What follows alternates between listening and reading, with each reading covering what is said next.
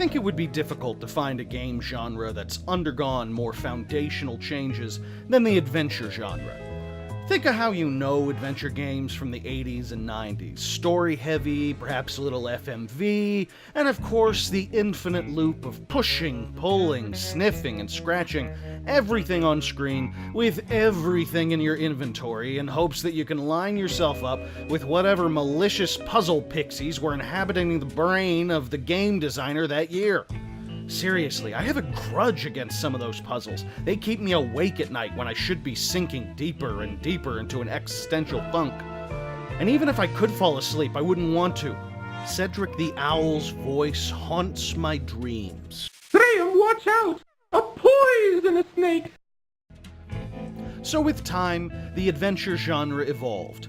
And I don't think it would be unreasonable to suggest that it had to. And the puzzles were just the beginning of it. Developers like Telltale and The Odd Gentleman made adventures more sleek for a modern gaming audience.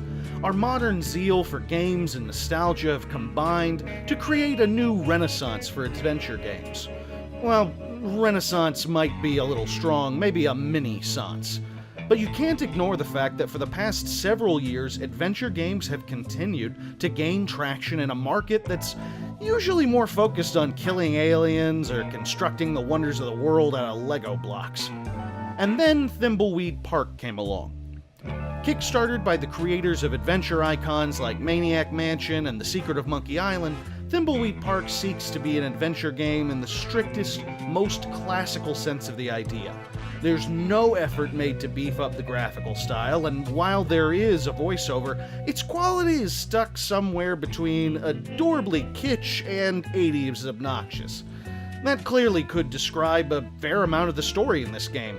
Thimbleweed Park is incredibly self-aware. It has to exist in this day and age. And while the jokes about games and game designs are soaked in that 80s goofiness that'll make some cheer and others wince, it's the grand finale that really shows why a break in the fourth wall was necessary to make this such a standout game. But we'll get to that in a second. Upon initial inspection, Thimbleweed Park appears to be a game inspired by the X-Files. I mean, just look at two of your protagonists. And while the world is odd and dances merrily into the supernatural at times, if I had to compare the story to a television show, it would be Twin Peaks. Thimbleweed Park is like if David Lynch set out to make an after-school cartoon for middle schoolers. It's got goofy situations and a presentation that feels good enough, but it's also got an underlying current of something more sinister. And a cast of bizarre characters that would be very comfortable in either Thimbleweed Park or Twin Peaks.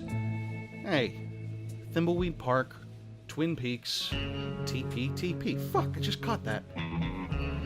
The story even begins with a dead body by the river.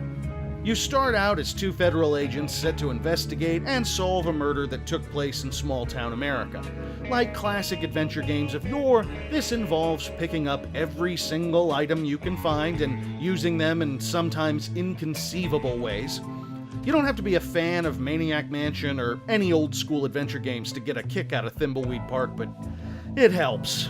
Early on, the game makes a point to let you know that you won't be able to find yourself in a position that's unsolvable, as some LucasArts and Sierra games were infamous for.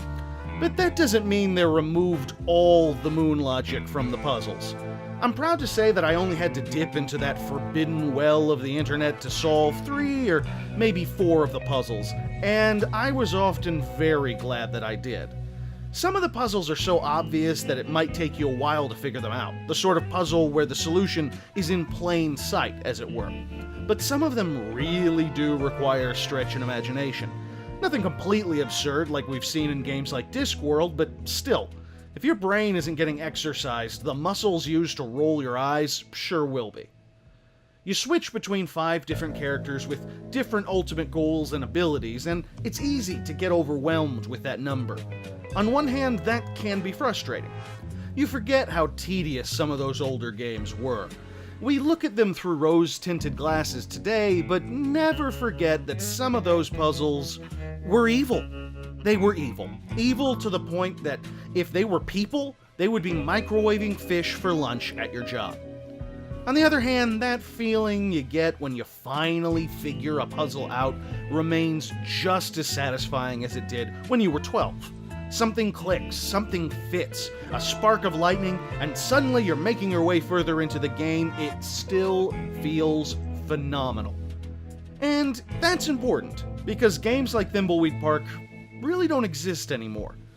Oh sure, you might see a similar old-school interface or something along those lines in an indie on Steam here and there, but it's almost always played up for nostalgia, and not as a serious way to interact with the game. And I think designers Ron Gilbert and Gary Winnick knew that. There's a sense by the end of the game that Thimbleweed Park was meant to be a fond farewell to the genre. There's almost a feeling of closure. Whether or not that was meant to be the case remains to be seen with the further creations of Gilbert and Winnick, but if there was going to be any way to say goodbye to the 9-verb interface of old-school adventure games, Thimbleweed Park is a very fine eulogy. It's clever, it's satisfying, and it balances that attitude of somewhere between crazy and corny in a wonderful way. It's possible that some younger gamers won't get as much out of it as some of us old grognards, but I'd probably recommend it to anyone who has any interest in adventure games at all. Thimbleweed Park delivers what it set out to deliver. And now, if you'll excuse me, I might just need to boot up some Monkey Island. If Daddy don't sink a little drinky, Daddy gets sad and blue. Sneak a little drinky, sneakity-doo. Sneak a little drinky past you. Sneak a little drinky, sneakity-doo. Sneak a little drinky past you.